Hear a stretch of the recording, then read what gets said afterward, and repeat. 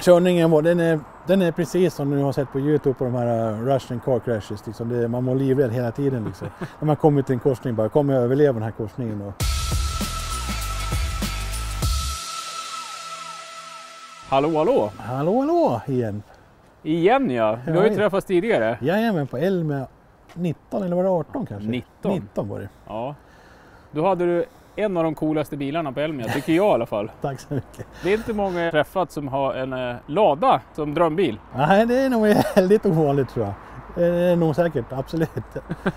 Kanske i vårt land i Sverige i alla fall då. Men det var kul på Elmia faktiskt. Jag fick dock ingenting där, men jag fick jättemycket nya kontakter med andra människor och andra företag som var där och även med dig. Så att, det var skoj. Jag lärde känna mycket människor. Även än idag så kan jag träffa folk som har sett ditt klipp. Det är du med ladan. Jag bara, folk som jag inte ens har träffat någon gång. De har bara sett mig med bilen liksom. Men hur fastnade du för den här modellen?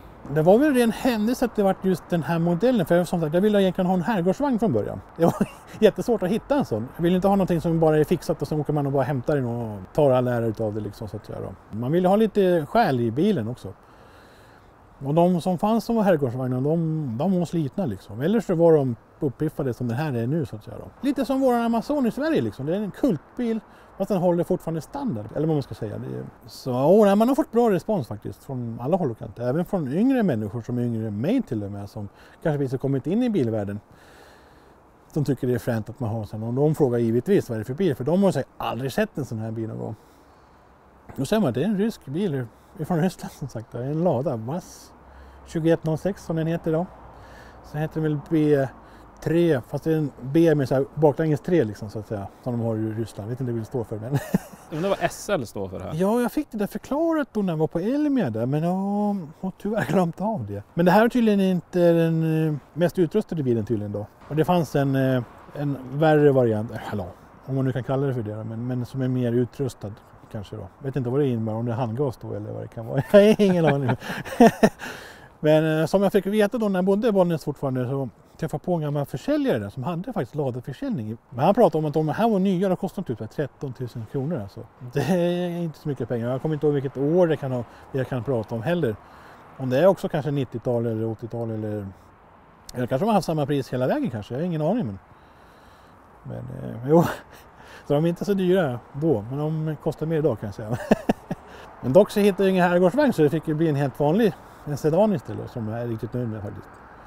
Som jag faktiskt var ner till Ukraina och hämtat. Ukraina? Ja, jag kommer inte ihåg vad staden heter men det var inte långt kvar till Svarta havet i alla fall. Och jag följde den här killen på Instagram och jag följde en massa andra Lada-killar också från olika delar i världen då. Både i USA, i Ryssland och Ukraina och Dubai också. Jag följer några som har Lada faktiskt, trott eller ej, fast det är ett rikt land. Och den resan var någonting som jag aldrig kommer att glömma. Så det var nog helt otroligt. Med blandade känslor, både skräck och glädje och man var arg och det var massor som hände där. Men vad hände då? Först när vi åkte från Arlanda så var det frid och fröjd och kom vi ner till Ukraina, vi mellanlandade i Kiev. Kom till Kiev och vi går fram till tulluckan och ska tulla in oss där. Och då min kompis, utan någon anledning, får inte komma i land. Jag minns inte vad det var som hände, men han fick åka hem till Sverige i alla fall. Och han kan språket, både ryska och allt vad det är. Och jag bara, shit, hur fan ska det här gå till liksom? Och så jag bara, han bara, du får åka vidare, du måste åka vidare. Jag bara, ja, men jag får åka vidare då. Allting står ju på ryska, ingenting är på engelska. Kom till gaten i alla fall, då hittade de på svenska killar som skulle till Kiev och festa tydligen då. De bara, men du ska gå där bara. Jag bara, okej, kanon. Och till slut så ser jag en skylt och står det mitt namn på. Så jag bara, vad fan, det måste vara till mig liksom. Då kommer den här killen nu. Är det du som är arg på engelska? Jag bara, han kan engelska, fan vad skönt. Sen dag nummer 2 som sagt då, efter vi hade landat så skulle bilen skulle typ få ett pass. Så då var man ju tvungen att åka till en bilprovning. Åkte till den här bilprovningen och det var typ som man bara, sparka på däcket, sen är det klart. Men lite så var det faktiskt, för det var lite lustigt. Sen var man tvungen att åka till någon, jag vet inte vad det där var för någonting, men det var typ som en jättestor bilhandlare. Alltså en enorm bilhandlare. De hade massa papper, äggplåtar, you name it liksom då. Typ som blandning med en bilhandlare och Transportstyrelsen typ. Typ en sån blandning då. Till slut så kom någon typ vid 2-tiden bara, att nu är det klart liksom. Då fick jag äggplåtar. Och sen fick jag papper på allt och det här passet som man var tvungen att ha.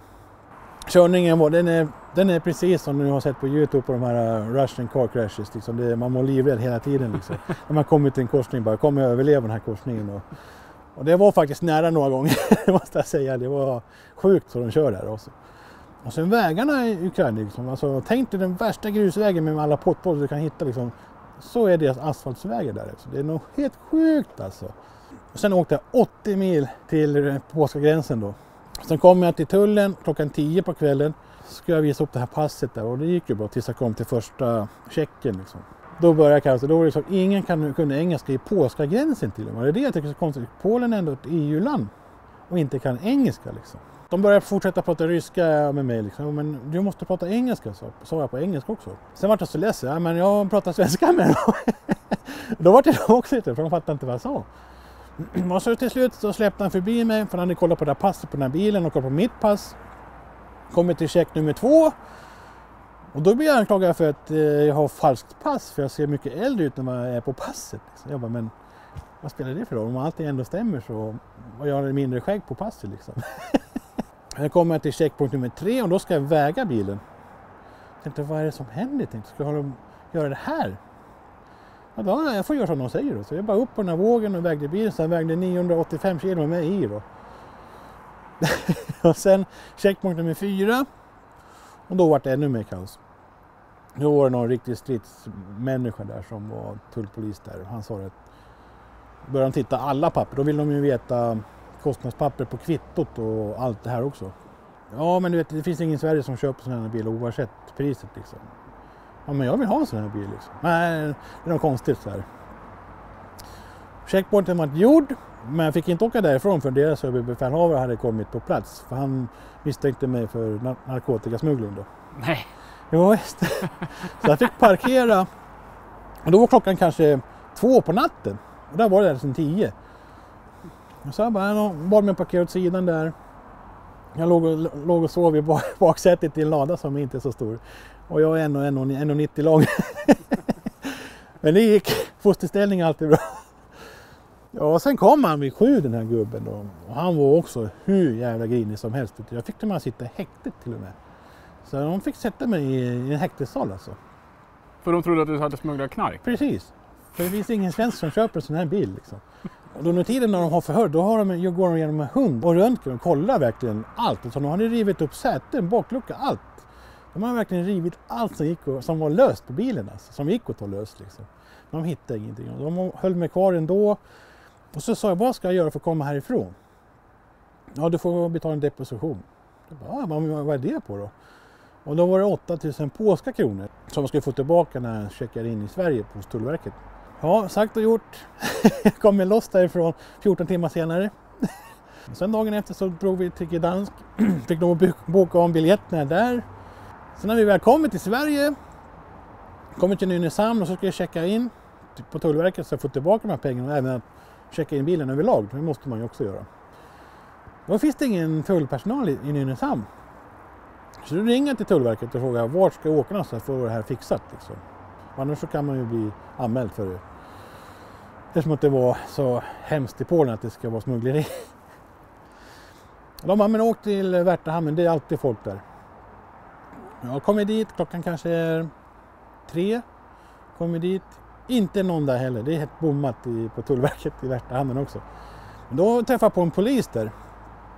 Så frågar jag vart ska jag åka, vet du någon bra ställe liksom, vart man ska fixa det här med Tullverket. De bara, men åk till Arlanda för de har öppet där dygnet runt också. Liksom. Ja, men åk till Arlanda, klockan är 3:15.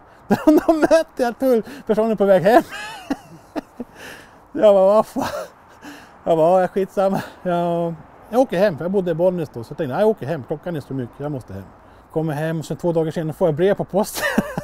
Att jag är misstänkt för smuggleri. Från Tullverket då. Så jag ringer till Tullverket och frågar vad handlar det här om? Och då är det just om den bilen. Så att de har hört från Polen att jag är misstänkt för smuggleri. Jag bara, hur ska jag rätta till det här? De bara, du får åka ner till Arlanda igen och så får du ta med dig bilen, ta med dig alla papper, ta med dig allt som du har om bilen. Liksom. Ja. Åka ner till Tullverket i Arlanda senare i veckan där. Kommer ner, de tittar på papper, ger en stämpel så får jag åka hem. Sen måste jag berätta, när jag köpte bilen och vi skulle skriva kvitton och grejer. Och i Ryssland eller i Ukraina så går man till en mobilbank. Jag kommer dit. Ja, vi skriver papper och allting som bankirskan hade gjort fram. Jag ger bankirskan pengarna, hon räknar dem och det är dollar de ville ha dem. Så de räknar upp pengarna och sen tar de fram 3 stycken nubbeglas. Häller upp vodka. Jag ska hälla upp vodka och ger dem till oss här och de bara Nastorovia. Och säger någonting på ryska eller på ukrainska att nu är affären gjord liksom. Så jag hade druckit en nubbe till köpet på bilen. Det var lite fränt faktiskt, det har jag aldrig varit med om tidigare. Sen på hösten, eller på vintern rättare sagt, så var det dags att sätta igång med det jag ville göra då. Det var ju att lacka om hela bilen i samma kulör och samma färg. Jag vill ändå behålla samma stil för jag tycker om den stilen som bilen är i. Och det är ju Shakotan som är en gammal japansk stil. Och så lackade om bilen, eller jag gjorde inte, jag fick hjälp och jag var med och hjälpte till lite grann, det var skoj. Och sen renoverade vi inredning och allting, så allting är original på bilen faktiskt. Och då, allting är bara omgjort, omfixat, ompiffat liksom. Det är ingenting som är bytt. Alltså visst, den var sliten absolut, det säger jag ingen. Den var sliten men ingen rost dock, men den var sliten och nedgången helt enkelt. Men inga hål och ingen förstört, utan det var gammalt. För killen som hade haft bilen innan mig, han hade fått ärva den av sin morfar, eller om det var farfar. Och han i sin tur hade lovat att inte sälja bilen om man inte behövde ha pengar till något viktigt. Och de skulle köpa boende som jag fattade det som. Och det är väl ganska viktigt att ha ett boende, speciellt där. Alltså, så som det såg ut där, det var krigshärjat fortfarande fast det här är ändå år 2017 liksom då. Men hur funkar det att köra sån här bil när du är så pass lång? Det är ett litet bekymmer måste jag säga. Jag hade sån kramp i mitt knä och mina tår när jag kom hem. För jag satt med foten böjd liksom, och knät är böjd. Alltså det var... Det är som att köra med en Reliant. Ja, så man måste ha gasen i botten hela tiden då. Så jag har en plan på om man kanske ska bygga ett pedalställ. Inte jag ska bygga, men jag har en kompis som håller på med sånt. Så man får dem längre fram, för de sitter väldigt rakt under ratten liksom. Det är inte den rymligaste bilen så. Man har lust att göra som på polisskolan, bara slita ut framsätet och sitta i baksätet. Men då blir det för långt bort istället. Det är ett härligt stuk på den här lådan. Ja, det är som sagt luftfjädring. Jag har ju stretchat mina däck och det var det nu innan också. Så jag har 3 splitsfälgar på den här från Japan. Och det är väl de som kostade själva köpet. Och min tanke är som sagt att jag ville ha det där, ursäkta om jag säger fel, men det här poke-stuket. När skärmen kliver ner mellan däck och fälg så att säga. Det tycker jag är skithäftigt när man ställer ner den på parkeringen. Att det bara står och bara ser jävligt coolt ut liksom. Sen är det som sagt Shakotan och speglarna långt fram och så har vi piporna som sticker ut. Och jalousi, det måste man ha. Jalousiet har suttit sen ny på den här bilen. Den är jätteskör om man känner på den. Så det känns som att det kan gå av när som helst liksom. Den är väldigt tunn. Ja, det höjer. Ja, Så den är jätteskör, så jag har faktiskt beställt ett nytt gelassi och tänkte behålla den här gelassit bara för att bevara den, för den har varit med sedan 90. Och så det blir en eftermarknadsgelassi som är lite tjockare, dock inte lika snygg, men den ser likadan ut stort sett, fast det är lite modifieringar såklart då, för att få det lite bättre. Ja, avgasrör, ja, det är shotgun har jag hört att det kallas för. Det är ju en grej som tillhör den här Shakotan-stilen. Och de finns i olika stilar, man kan ju det är en hel uppsjö. Men jag brukar skoja med en gammal kompis som jag bodde i Bollnäs, han var ganska kort. Så sa att han hade sprungit in i mina avgasrör, så han. Och så gjorde du illa magen eller benen? Han är väldigt kort den här gubben faktiskt. Då. Och han skrattar som fan. Jo, alltså det är en del av den här stilen, Shakotan så att säga. Och sen är det lite andra kofångare på den här. Så det är ju, har till exempel en bakkofångare i fram. Och det är ingenting som jag har valt att göra, utan det är en stil som de har där borta. Och sen har jag beställt alla nya lysen, allting ska bytas till nytt. Det är lite slitet, det är från 90, ingenting är bytt. Med nya blinkersljus, nya positionsljus, nya bakljus. Och det blir nya framlyktor också finns det. De kommer att se likadana ut som de gör idag. Så det blir ingen förändring, för jag tycker om stilen som bilen är i. Jag tänker inte förändra den mer än vad den är så att säga. Bara förbättra bara. Det är det som är min plan med den här bilen. Är det dyra grejer då? Nej, det är det som är så roligt när man har kontakt ifrån Ryssland. Att det kostar inte så mycket. Har man rätt folk och rätt kontakter så... Som sagt, jag köpte alla lysen, alla lister, alla filter. Och sen torkarblad, torkarmotor, torkararmar. För jag vill ha allting som fungerar inför besiktning. Och det gick på 800 kronor. 800 spänn? Ja. Det som kostar dock, det är ju frakten då, men det får man väl ta. Så jag har köpt grejer för 1000 spänn. Så att, men nu är det på gång i alla fall. Nu är det på gång. Så nu har jag i veckan börjat med att riva bort lister. Och de har blivit ditlimmade med dubbelhäftande innan Elmia bara för att jag hade ingen clips. Varken ändeklips och det är speciella ändor som man ska ha på de här clipsen för att få det smooth liksom.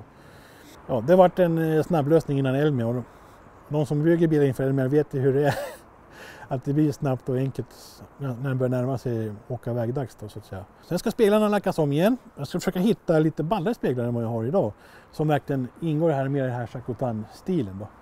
Och det verkar vara något fel på de här speglarna som jag har för de, oavsett hur mycket vi än slipar och preppar dem så släpper lacken på dem. Det är också jävligt konstigt. Och jag har haft säkert 3 stycken som har provat att lacka de här speglarna och det går inte verkar det som. Jag vet inte om man måste ha någon sån här plastdipp för att få dem att fungera. För det verkar vara en som biter, verkar det som. Det sitter 1,3 liters förgasarmotor i den här. Och den är än så länge helt original. Och jag tänkte som sagt när jag pratade med dig sist att jag skulle vilja ha en SR20 från en Nissan. Men jag kände då blir den här själsbiten försvinner lite då.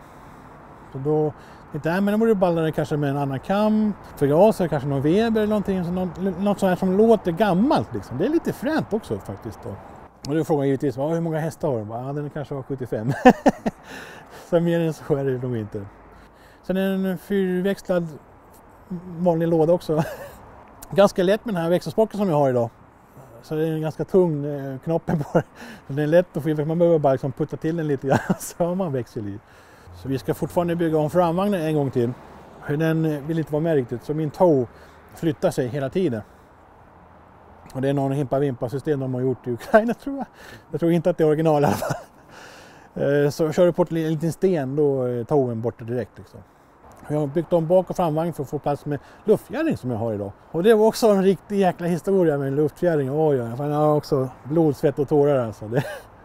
Jag köpte från ett företag från Ryssland ett färdigt luftkit som skulle vara Bulton. Ja, Bulton för mig det är liksom bara rätt på så är det klart liksom. Men det var inte kan jag säga. Hur fan har vi hållit på och grejer. Alltså, det var... Jag ringer runt och försöker få tag i han som har köpt det från och han vägrar svara liksom. Och alla manualer står på ryska. Och sen titta på translator och alltså för vad som står. Och sen translator är ju inte alltid det bästa alternativet att få rätt ord. Så mycket som vi kom fram till så fick vi till att funka i alla fall. Och det funkade Elmia, funkade. Sen när jag kom hem från Elmia så tänkte jag men man måste ändå åka med för nu har de varit på Elmia. Nu måste man visa att bilen funkar på riktigt. Jag åkte runt på så lite mindre träffar runt omkring där jag bodde då. Jag bodde i Uppsala då. Så jag var på lite veteranbilsträffar. Jag var på lite standsträffar, alltid allobilsträffar.